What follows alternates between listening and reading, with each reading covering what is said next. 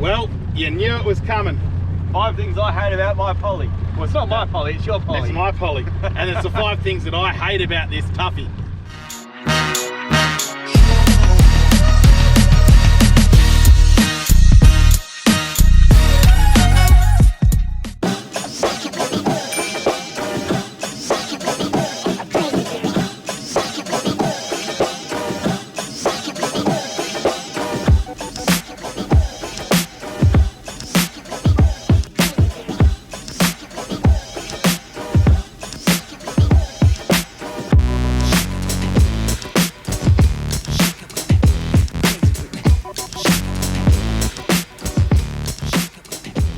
Well, you knew it was coming. 5 things I hate about my Poly. Well, it's not my Poly, it's your Poly. It's my Poly. And it's the 5 things that I hate about this Tuffy. We've done the 5 things we loved about the Tuffy, so it's only fair that we do the 5 things we hate. We better make sure we keep it up to speed. So, it's a terribly tough one. When you love a boat as much as I love this particular watercraft, it's bloody hard to find the 5 things you hate. However, I know I can do it for you guys. Number 1? Number 1, the trailer. The thing with the Tuffies, or probably any Polycraft, is if you're not running a trailer that's authorised or to Polycraft standards or specifications, simply they're not going to warrant a boat if there's any defect to the hull. So if there's any way that they can possibly blame a trailer for the defect, they're not covering it. So don't think that you're going to buy any sort of Polycraft, throw it on a standard trailer and get away. Absolutely not. Custom trailer for these boats. Number 2, Scott, I'll let you take this one. What, the heaviness of the boat maybe? The weight. Weight. It boasts, what, 108 kilos. Absolutely incredible amount of weight for a plastic boat, isn't it? It is. So if you think that you're going to take this boat as a primary car topper, you might have some problems. I mean, if you look at any other aluminium boat in this particular realm, they're probably about half the weight. Now, granted, you get stability with these boats. However, if we're talking from a car topper point of view, they're probably not the boat for you, do you reckon? Not unless you're the Hulk. If you're the Hulk, you'd probably be all right. Yes. But we're not the Hulk. No. Now, number 3. Now, this is one that irritates me a little bit. It's this stupid channel they got running down the center of the deck. I understand why they did this, Scott. I really do. However, it's just not thought of. They must have sat there and gone, oh, this would be a great idea. We'll channel the water down to the transom. But that's where they fell over. They fell over right at that hurdle. Because once the water's down the transom, you can't get it out. There's no bilge pump that'll fit inside this channel. All they would have had to do was make a small recess, don't you think, Scott? That's right, and the bilge pump would have sit in there quite nicely. How hard's that? We're a couple of pest technicians that have a bit of fun on YouTube, and we've worked that out ourselves. Imagine what we could have done if we were the marine engineers on this boat designing it on CAD. The brains of the Poly. Woo! Would have been dangerous. Bells and whistles. Now, number 4, hatches, Scott. Talk to about the hatches. Well, hatches are pretty important. You put your gear in there, you expect it to be dry, but don't expect your items to be dry. Sometimes, unfortunately, the conditions change. You're going to have water ingress. You're going to have water coming over the bow realistically, or the back of the transom realistically. And these hatches do not have a seal to them. So the water ingress is going to get in there and it's going to destroy your gear.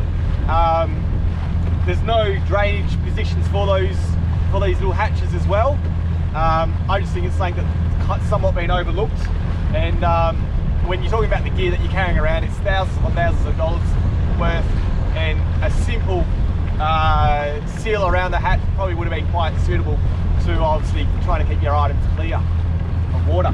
But don't think that that's the only place you get a bit of water in the hull, because standard these Polycrafts come with 2 MRO style rod holders down the transom, and they didn't even put a plastic cap on it. Now, I know it's going to argue all day long that they're on top of the gunnels, they shouldn't get... It's a low-sided boat, for crying out loud. And water ingress doesn't discriminate. No, it doesn't. And when you got 2 big pontoons on either side of the boat wants to sit level, majority of the time. So what that means is when you've got a swell coming this way towards the side of your boat, the boat is not going to rock with that wave, so to speak. Instead, it's going to try and sit dead level, so the water does come up on top of these gunnels from time to time and floods those rod holders. For the sake of $2 extra, you can put a rubber seal on top of these rod holders and you're A-OK. Not that bloody hard. Not really, but hey, let's move on to number 5. You reckon the toughness of the boat? This is one that if anyone was going to say, does anything grind your gears, this one gets me ropeable about the toughness. This one actually gets me angry. The fact that it's not the toughness of the Tuffy, it's the way they promote the toughness of the Tuffy. See, the way they promote how strong these boats are and claim them to be the strongest around or whatever it may be, is they drop it from a crane, they whack it with a hammer, they hit it with a bloody blowtorch. Last time I was on the water, including today, I haven't come across any rogue hammers, surprise cranes, or had to jump through any hoops of fire. Instead, what I have come across is real world situations that you find a boat in. Now, you don't drive this boat through a construction site, you drive it on the water and you launch it at boat ramps. So what's my problem? My problem is that when you actually launch your boat ramp against any one of Perth's launching facilities, there's going to be mussels, there's going to be barnacles on low tide, and it grates the shit out of this boat. I'm going to show you quickly now what I mean.